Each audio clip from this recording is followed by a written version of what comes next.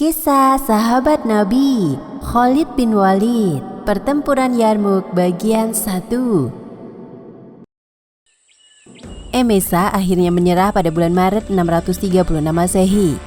Dengan begitu kaum muslimin mencoba berangkat sekali lagi ke utara dan berniat dapat membebaskan seluruh Suriah Utara kali ini, termasuk Aleppo dan Antiokhia.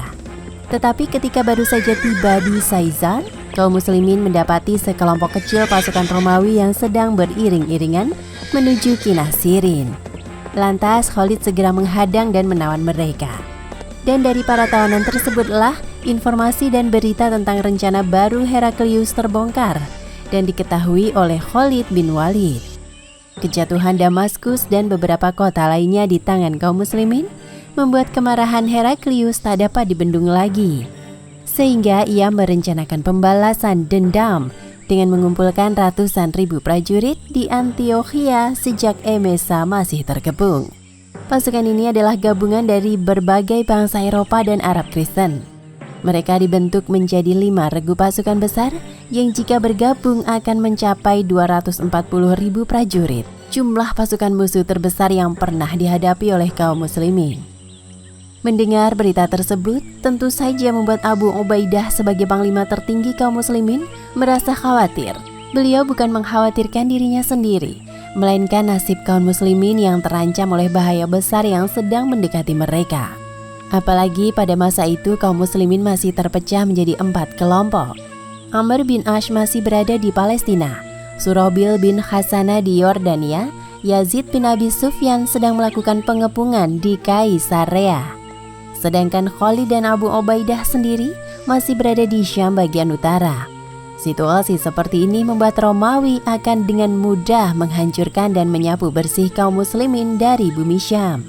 Namun, di tengah situasi sulit tersebut, Khalid datang menemui Abu Ubaidah dengan membawa saran terbaiknya. Sebaiknya Anda tarik mundur seluruh pasukan kita yang masih tersebar di berbagai wilayah negeri ini. Kemudian memusatkan pasukan kita di Jabiyah. Itu adalah jalur persimpangan rute dari Palestina, Yordania, dan Damaskus. Abu Ubaidah segera memerintahkan seluruh komandan pasukan muslimin untuk meninggalkan wilayah-wilayah penaklukan mereka dan juga mengembalikan semua jizyah yang telah terkumpul kepada rakyat wilayah mereka. Hal ini dilakukan sebagai bentuk keadilan dari kaum muslimin karena tidak bisa membantu dan melindungi lagi rakyat wilayah tersebut. Setelah perintah dilaksanakan, seluruh komandan dan pasukannya meninggalkan wilayahnya masing-masing dan bergerak menuju Jabiyah. Yazid telah bergabung bersama Abu Ubaidah dan Khalid untuk bersama-sama menuju Jabiyah. Sementara Syurahbil dan Amr masih dalam perjalanan dan segera menyusul. Di tengah pergerakan kaum muslimin ke Jabiyah, bersamaan dengan itu, pasukan Romawi juga telah meninggalkan Antiokhia dan mengejar kaum muslimin. Dan saat setibanya di Jabiyah, Abu Ubaidah mengadakan rapat dewan perang untuk membicarakan langkah selanjutnya. Saudara-saudaraku sekalian, di depan kita saat ini ada pasukan besar yang kekuatan dan jumlah mereka tidak pernah kita temui sebelumnya. Jika kalian mempunyai saran untuk situasi ini, maka sampaikanlah di rapat ini segera. Sebaiknya kita kembali saja ke Madinah dan tinggalkan Syam sepenuhnya. Di Madinah kita bisa menunggu hingga badai Romawi ini berlalu, dan jika situasi telah aman, maka kita bisa kembali lagi ke Syam. Saran untuk menyerah dan kembali ke Madinah ditolak oleh sebagian besar dewan perang yang hadir.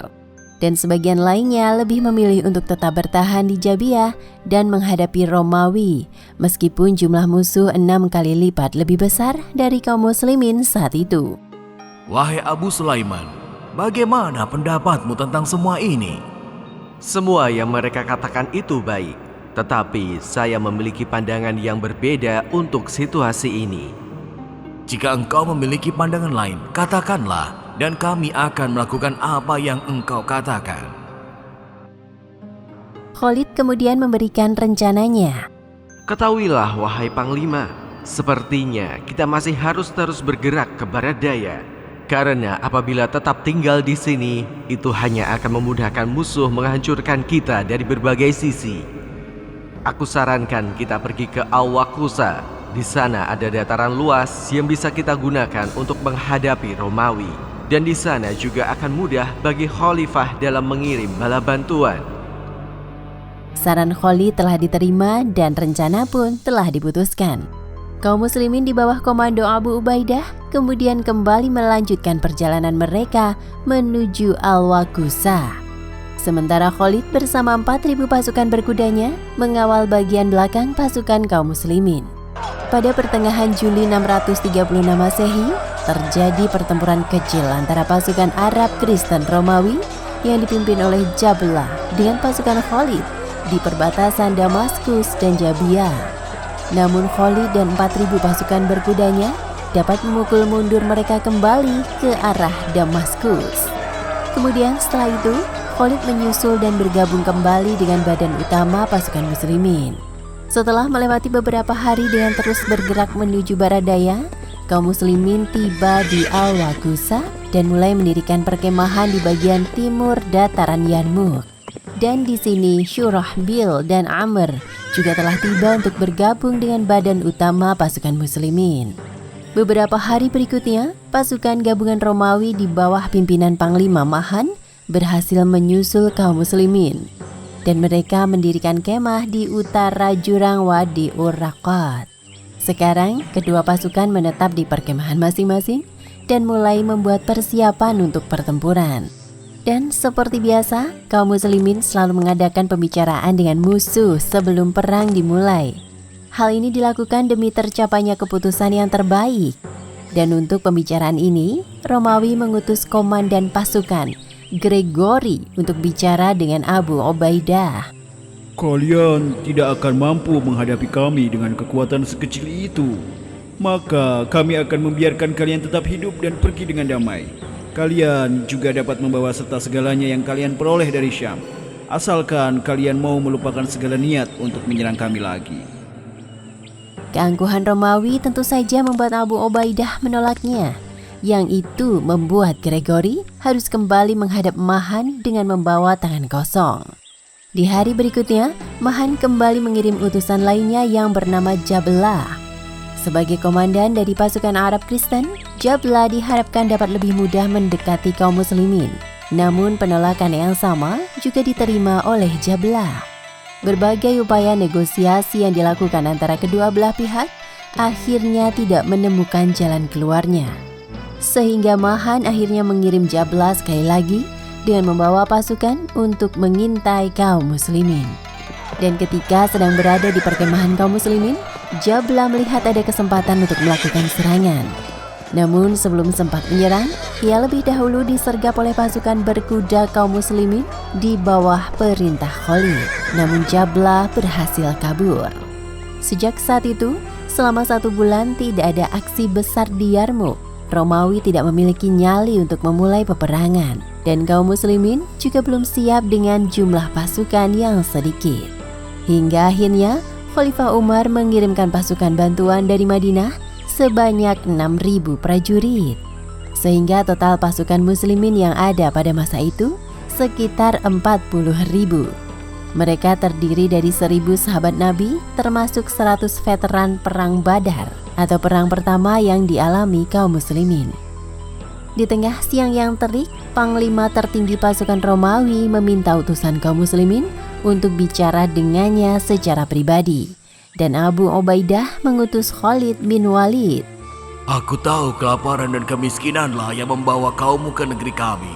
Tapi tenang saja, aku akan berikan kalian uang yang banyak asal kalian mau pergi meninggalkan negeri kami. Lalu pada setiap tahunnya, datanglah kembali ke sini dan akan aku berikan lagi selama yang kalian butuhkan. Kami datang ke negeri ini bukan karena harta atau kekuasaan, melainkan berjuang dengan semangat dakwah yang murni. Maka aku akan tawarkan kalian 3 hal, yaitu Islam, jizyah, atau pedang. Berdasarkan tawaran dari Khalid, Mahan tidak memilih hal lain selain pedang. Dan sejak pertemuan keduanya tersebut, maka genderang perang telah ditabuh.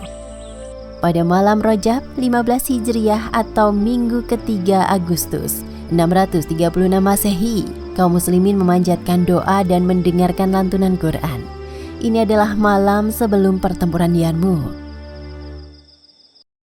Sahabat kisah Islami, Perang Yarmuk merupakan salah satu pertempuran besar yang pernah dihadapi kaum muslimin pada masa-masa awal penyebaran dakwah. Banyak hal yang bisa kita pelajari dari kisah ini. Salah satunya adalah persatuan. Di saat kaum muslim menghadapi kesulitan dan ancaman bahaya dari Romawi, menyatukan kekuatan bersama adalah salah satu cara terbaik. Karena dengan bersatu, segala yang sulit akan menjadi mudah dan yang berat akan diringankan. Semoga kita dapat mengikuti jejak para sahabat Rasulullah SAW dalam mengamalkan nilai persatuan. Wallahu a'lam bishawab.